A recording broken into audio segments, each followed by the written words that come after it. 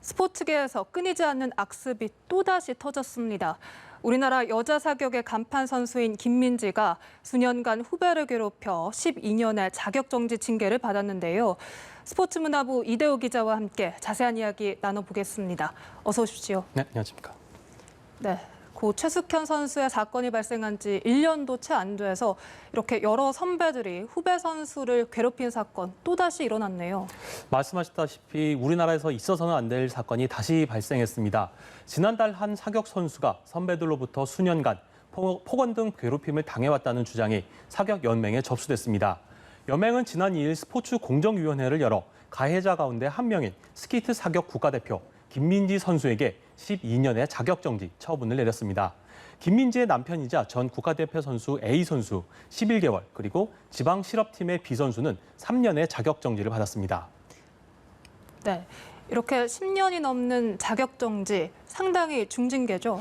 그렇습니다. 대부분의 괴롭힘, 술자리에서 이뤄졌다고 합니다. 김민지 선수는 술자리를 만든 뒤 억지로 후배 선수를 불러내 지속해서 폭언과 욕설을 했다고 합니다. 모른 척 지나가며 허벅지를 그리고 무릎을 밟고 지나가고 여기에 피해 선수의 성적 수치심을 자극하는 발언까지 이어졌습니다.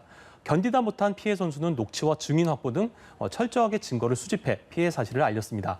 김민지 선수는 과거에도 선수촌에서 여러 차례 음주를 하다가 적발되는 등 합숙 규정까지 위반한 것으로 드러났습니다. 네. 연맹은 언어폭력과 성희롱 등 인권을 훼손하는 행위에 대해 무관용 원칙을 지켜 징계 수위를 결정했다, 이렇게 밝혔습니다. 네, 이 가해 선수가 우리나라 사격을 대표하는 선수 중 한 명이라고요?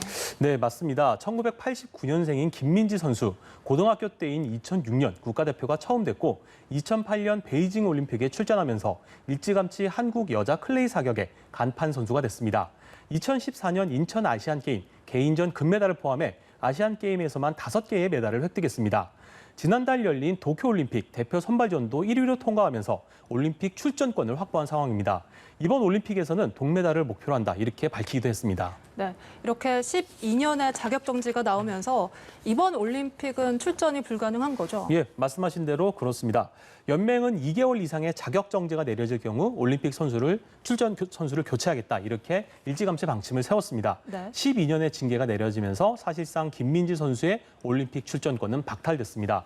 자격정지 처분을 받으면 그 순간부터 선수 등록이 말소되니까 이번 징계 발표와 동시에 모든 선수의 꿈이라고 할 수 있는 올림픽 출전권도 빼앗기게 되었습니다. 네. 12년의 징계가 유지된다면 2032년 올림픽까지 출전이 불가능한데요. 연맹은 대표 선발전을 다시 개최하기 어려운 점을 고려해서 지난 선발전 결과를 반영해 다른 선수를 대체 출전시킨다는 방침입니다. 네, 그러면 이 징계가 확정이 된 겁니까? 아직 그것은 아닙니다. 선수에게 소명 절차가 남아 있는데요. 지난주 수요일 스포츠 공정위원회가 열린 뒤 어제 각 시도단체와 선수에게 징계 결과가 통보됐습니다. 규정에 따르면 징계 결과를 통보하고 7일 이내에 대한체육회에 재심을 요청할 수 있고요. 그리고 대한체육회는 60일 내로 재심의를 마쳐 결과를 발표해야 합니다. 그런데 최근 사회적 분위기를 보면 가해 선수가 재심을 요청한다 하더라도 네. 좀 피해가 징계가 경감되기보다는 그렇게 될 가능성이 좀 적지 않나 전문가들은 이렇게 보고 있습니다. 네, 사실 이 사격이 올림픽 효자 종목 중 하나인데 이번 일로 인해서 다른 선수들이 좀 피해를 입지 않을까, 좀 흔들리지 않을까 이런 우려도 있습니다. 네, 그렇습니다. 그 가장 걱정하는 부분이 그 부분인데 이번 도쿄올림픽에 우리 사격은 12개 종목에서 총 16명의 선수가 출전합니다. 사격 종목에서 나온 올림픽 금메달은 모두 7개나 되는데요. 네. 2008년 베이징 올림픽 이후 올림픽 3연패에 성공한 사격 황제 진종호 선수도 이번 도쿄올림픽에 나섭니다. 연맹이 이번 일로 가장 걱정하는 게 올림픽 출전권을 따낸 다른 선수들에게 좀 혹시라도 나쁜 영향을 주지 않을까, 이 부분인데요.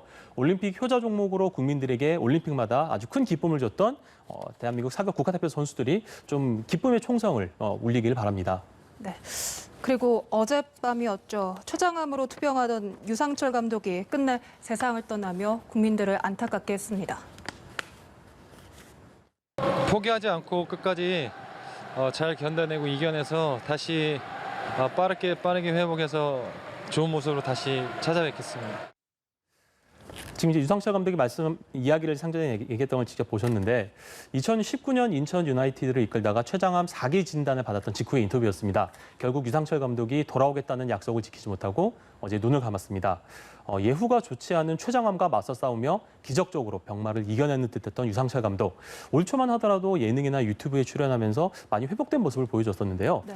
지난해 인천의 부진이 길어졌을 때는 전격 복귀설이 나오기도 했고 올 초에는 지인에게 유소년 축구팀을 좀 지도하고 싶다 이런 계획까지 밝혔었는데 그러나 봄이 되면서 급격하게 상태가 나빠졌고 암과 싸워서 이기겠다는 마지막 약속을 지키지 못한 채 세상을 떠나고 말았습니다. 네, 유상철 전 감독의 빈소에 많은 축구인들의 발길이 이어지고 있다고요? 네, 맞습니다. 유상철 감독의 빈소가 마련된 서울 아산병원 장례식장에는 장례 이틀째인 오늘 축구계 인사들이 조문 행렬이 이어지고 있습니다. 황선홍과 최용수, 김병지, 이천수, 현영민 등 유상철 감독과 함께 4광 신화를 읽었던 주역들은 한 걸음의 빈소에 달려왔습니다. 네. 2002년 월드컵에서 유상철과 함께 중원을 지켰던 김남일 성남 감독도 최근까지만 해도 건강을 좀 많이 회복한 걸로 보였는데 이렇게 갑작스럽게 떠났다며 황망한 마음을 감추지 못했습니다. 그리고 대한축구협회 정봉규 회장 역시 금방 축구계로 돌아올 것으로 기대했는데 너무 빨리 떠나셨다며 고인을 기렸습니다. 네, 2002 월드컵 폴란드전 때 골 넣는 모습이 생생한데요. 고인이 하늘에서 편히 쉬길 바라겠습니다. 지금까지 스포츠문화부 이대호 기자와 함께했습니다. 고맙습니다. 감사합니다.